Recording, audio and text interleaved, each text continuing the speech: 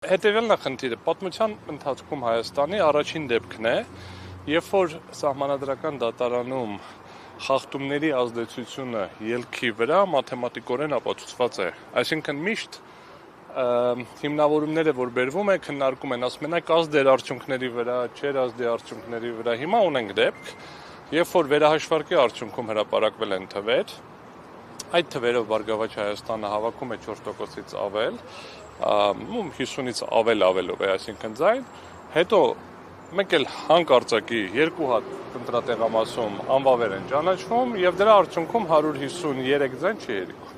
Առաջին դեպքն է, ցենց բան չի եղել, բայց ինչի չի եղել, սա էլ արձանագրեմ, որ իրականում շատ հաճախ մենք շփոթում ենք պարլամենտական և նախագահական ընտրությունների արդյունքները, պարլամենտական ընտրություններում 4% է անցողիկ շեմը, առաջին գերիմա 4 և այդ տոկոսը անցնելուց հետո է, որ կուսակցությունը անցնում է ազգային ժողով։ Նախագահականի դեպքում միշտ խնդիրը գնացել է 50% հավաքել են, չեն հավաքել, կեսից ավել են հավաքել, կեսից քիչ են հավաքել և դրանից կախված համապատասխան տոկոսներով։ Հիմա ինչ ակնկալիք ունենք, ակնկալիքը այն է, որ բոլորի մոտ աչքի առաջ պետք է հստակ լինի, որ հավաքվել է համապատասխանաբար 4%-ից ավել ձայն և ազդեցությունը ինքնին ապացուցված է։ Կրկնում եմ, վերահաշվարկից հետո անվավեր ճանաչելուց հետո տարբերությունը 153 է։ Հիմա վերադառնամ ձեր հարցին, ինչ ենք պահանջել։ Պահանջել ենք անվավեր ճանաչել արդյունքները, որովհետև ըստ էության պահանջը դա է։ Անվավեր ճանաչելու դեպքում սահմանադրական դատարանը 3 հնարավոր որոշում կարող է կայացնել։ Բացի որ անվավեր չճանաչի, անվավեր ճանաչելու դեպքում 3 հնարավոր որոշում կարող է կայացնել։ Մենք պահանջել ենք դրանցից երկուսը։ Առաջինը, որ ամբողջությամբ անվավեր եւ վերաքվեարկություն, որովհետեւ խախտումները եղել են շատ բազմաթիվ, վարչական ռեսուրսի օգտագործումը եղել է հսկայական, ինչքան էլ տարօրինակ չլինի, ուրիշներին են մեղադրում, բայց միջազգային միջամտությունը անվանական եղել է հենց ԿՊ-ի օգտին, մարդիկ, ովքեր իրավունք չունեն մասնակցել ընտրապայքարին, օրենսդրությունը հստակ սահմանում է, որ իրավունք ունեն ընտրելու իրավունք ունեցող անձինք մասնակցել են եւ ոչ միայն պնդել են աջակցել ԿՊ-ի տեխնացությունը, այլ նաև ԿՊ-ն է դա վերցրել եւ իր ընտրավշավի մաս դարձրել, խոսքը գնում է մի շարք այլ երկրների նախագահների կամ բարձրաստիճան պաշտոնատար անձանց կողմից ուղղակիորեն միջամտություն ներկայացնող այդ տեքստերը։ Չնայած էլ կրկնում եմ, իրենք էին պնդում, որ միջամտություններ կա ինչ-որ երկրներից։ Հիմա առաջին պահանջը եղել է դա, որ անվավեր ճանաչվի վերաքվեարկություն համապատասխանաբար ապահովելով իրավունքի գերակայությունը։ Խոսքը վերաբերվում է նաև արհեստական քրեական գործերին, բերման ենթարկելուն, սևացնելուն ուղղված պնդումներին եւ դրա ապոգեյը եղավ այսօր էր թե երեկ էր 2 օր առաջ, երևի, երբ որ հարց տրվեց բանից օդանավակայանի ԱԱՑ-ի երեկ էր։ Դա ապշեցնող ուղղակի մարդու իրավունքների, անհատական տվյալների պաշտպանության, պետության պարտավորությունների տգիտության գագաթնակետ է, ինչա նշանակում ԱԱՑ-ն երբ կուզի կտարածի այդ տեղեկատվությունը։ ԱԱՑ-ն իրավունք չունի որևէ տեղեկատվություն տարածել եւ բերվեց մեկ օր։ Դա այդ կտորի չէ ուզում անդրադառնամ, շարունակեց, ասեց, այ մի անգամ էլ է եղել։ Եվ Անդրանիկ Թևանյան, ով ԲՀԿ ցուցակի երկրորդ համարն էր։ Այսինքն սա ուղղակիորեն ցույց է տալիս հենց վարչական ռեսուրսի ամենատիպիկ օրինակը։ Հետևաբար ակնկալում ենք վերաքվեարկություն օրենքով սահմանված ընթացակարգերով, պահպանելով ամբողջ կանոնները, բայց որպես այլընտրանք հաշվի առնելով, որ մաթեմատիկական, ինչպես նշեցի, ԲՀԿ-ն ուներ այդ 4%-ը, առնվազն մանդատների բաշխման այլ կարգ, որով ԲՀԿ-ն կանցնի ազգային ժողով։ Պարոն Նորբելյան, վերահաշվարկ ամբողջ հանրապետությունը։ Վերահաշվարկ չէ, վերաքվեարկություն, ուրիշ տարբերակ չկա։ Վերաքվեարկություն ամբողջ։ Ուրիշ տարբերակ չկա։ Ուղղակի եթե կենտրոնական ընտրական հանձնաժողովը ուներ մի քանի տարբերակ, այդ թվում նաև ընտրատեղամասերում վերաքվեարկություն իրականացնել, ապա բանի դեպքում, սահմանադրական դատարանի դեպքում նման հնարավորություն չկա, կամ ինքը պետք է անվավեր ճանաչի եւ ամբողջությամբ վերաքվեարկություն նշանակի, կամ պետք է մանդատների այլ կարգ սահմանի, այնտեղ մի տարբերակ էլ կա, երկրորդ փուլ մենք համապատասխանաբար չենք պահանջել։ Վերաքվեարկության դեպքում նույն պատկերը չեք ունենա։ Նույն պատկերը, որ հստակեցնեք, ինչի նկատի ունեք, 4% անցնել է, թե իր ընտրախախտումները։ Եվ ընտրախախտումներով ինչ է նաև սահմանադրական մեծամասնություն։ Նայեք, ինչ կլինի ընտրության արդյունքները, Տիկին Տոնյանը հստակ նշեց, դրանում չի խնդիրը։ Խնդիրը այն է, որպեսզի կարողանա ժողովուրդը իր ընտրությունը տեղ հարցնել։ Վերջին հաշվով, հիմա եթե ժողովուրդը կորոշի, որ պետքա գնա վերաքվեարկության ժամանակ այլ ձևով քվեարկի, ուրեմն կգնա այլ ձևով կքվեարկի։ Եթե կորոշի, որ պետքա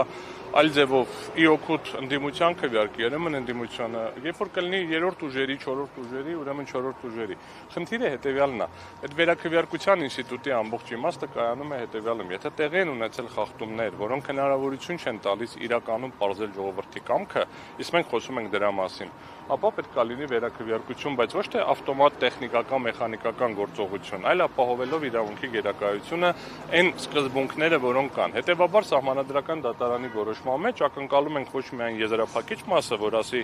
վերաքվեարկություն ամբողջ Հայաստանում, այլ նաև այդ խախտումների արձանագրում, որպեսզի հնարավոր լինի բացառել այդ խախտումների տեղի ունենալը նոր գործընթացի ընթացքում։ Վստահ եմ արդյոք, չեմ կարող երբեք ոչ մի բանի վրա վստահ լինել, բայց ընդհանուր սկզբունքը հետևյալն է, պետք է անենք մեր առավելագույնը, կլինի այն ինչ կլինի, բայց մենք պետք է բոլորս անենք առավելագույնը սահմանադրություն եւ սահմանադրական նորմերը պաշտպանելու համար։ Ո՞նք են լինելու ձեր գործողությունները, եթե սահմանադրական դատարանը ձեր սպասելիքները չարդարացնի, հա չկայացնի որոշում։ Մեր ինիկատիվն եք իմ, թե կուսակցության։ Կուսակցության Տիկին Տոնյանը կպատասխանի, եթե իրավաբանների մասով էլի հարց կասեք։ Տեսեք, պարոն Նորբելյան, նախկին վարչապետ Վազգեն Մանուկյանը նշում է, որ դիմելով սահմանադրական դատարան, քանի որ կանխատեսելի է ըստ էության ինչ որոշում կկայացնի դատարանը, այդ կերպ ուժերը լեգիտիմացնելու են ընտրության արդյունքները։ Ես չմեկնաբանեմ, ուժը որոշել է համապատասխանաբար դիմել, ես որպես իրավաբան գտնում եմ, որ եթե կա որևէ այցյան, որտեղ պետք է դիմել եւ մի հատ էլ շանս տալ կարգավորելու այս հանգամանքը, կարծում եմ անհրաժեշտ է, պետք է սահմանադրական դատարանը խուսափի այն իրավիճակից, երբ որ նախկին աճաններում բոլորը նիստից հետո ասում էին մեզ խաբեցին, չեմ մասնավորեցնի ինչում խաբեցին, սահմանադրական դատարանին էլ որ խաբելու լինեն, թող իրանք իմանան, որ իրանք խաբում են։ Համապատասխանաբար հիմա ինչ որոշում կկայացնի չեմ կարող ասել, բայց փաստը մնում է փաստ, որ կա շատ մաթեմատիկական դիմում։ Մաթեմատիկական, որ ասում եմ, շատ միանշանակ, աներկբա, հստակ, այսինքն այդ իմաստով։ Այստեղ մեր դիմում կա որոշակի հատվածներ, որտեղ ավելի ընդհանրական են խախտումները, որովհետև շատ են, ասենք, հա, վարչական ռեսուրսի օգտագործումը, բայց մնացած դեպքերում այս վերջին կտորին, թվաբանական կտորը շատ հստակ եւ միանշանակ է եւ բոլորի աչքի առաջ է լինելու, կտեսնենք։ Հիմա վերադառնալով լեգիտիմացնելու լեգիտիմությունը ինքը քաղաքագիտական, քաղաքաիրավական կատեգորիա է, նույն տրամաբանությամբ կարելի է պնդել չմասնակցենք ընտրություններին կլեգիտիմացնենք, նիստին կլեգիտիմացնենք, մյուս կողմից էլ կարելի է իհարկե համաձայնվել ասելով, որ ցանկացած իրավական գործընթացի մասնակցություն ցույց է տալիս որոշակի վստահության էլեմենտ, բայց քանի որ գործող սահմանադրության շրջանակներում այլ ընթացակարգեր արկա չեն, մի հատ ընթացակարգ փորձեցին գործընկերները միասնության թևերից, այն վերջին երկու որոշումներից երկրորդը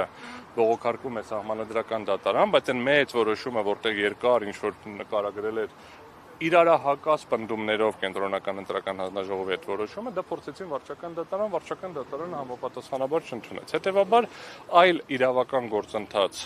կան դա, մենք այս պահին ոնց որ հրատապ չենք տեսնում, ինչը չի բացառում մնացած բոլոր իրավաչափ օրենքի շրջանակներում տեղի ունեցող գործընթացները, եթե պատասխանեցին դերով։ Ներկայացուցիչները 3 հոգով ենք, ես եմ, իմ գործընկերն է Վահեն Գրիգորյան եւ Էլինա Ռևարդանյան, ըստ էության օրենքը թույլ է տալիս 3 հոգու, մինչև 3 հոգի ներկայացուցիչ ունենալ, մեզնից ով կներկայացնի որ մասը արդեն տեղում աշխատանքային ռեժիմով կորոշենք։ Մանդատների այլ կարգ սահմանելը ինչ է նշանակում։ Մանդատների այլ կարգ սահմանելը նշանակում է հետևյալը. եթե սահմանադրական դատարանը գա եզրահանգման, որ կենտրոնական ընտրական հանձնաժողովը իրավասու չէր, անվավեր ճանաչել այն երկու տեղամասերում արդյունքները, ապա բայց այն մնացած արգումենտների հետ չհամաձայնվի, որոնք իմ կարծիքով պակաս ուժեղ չեն, պակաս միանշանակ չի այդ ազդեցությունը, ապա պետք է գա եզրահանգման, որ իրականում ձայների այլ բաշխում է լինելու եւ արկա այս վերջին որոշման բաշխման փոխարեն պետք է այլ թվեր լինեն, ըստ էության Բարգավաճ Հայաստան կուսակցությունը կստանա, եթե չեմ սխալվում, հաշվել է կամ 4 մանդատ, այսինքն անցողի թեմով 5 մանդատեր ոնց որ անցնում ԿՊԻ-ներ պակասում եւ օպոզիցիոն ուժերից էլի մեկը մի մանդատ կորցնում էր, բայց ըստ էության այն բաշխումը կլինի, որը կլիներ, եթե անվավեր չճանաչվեին եւ ձայները բաշխվեին այդպես։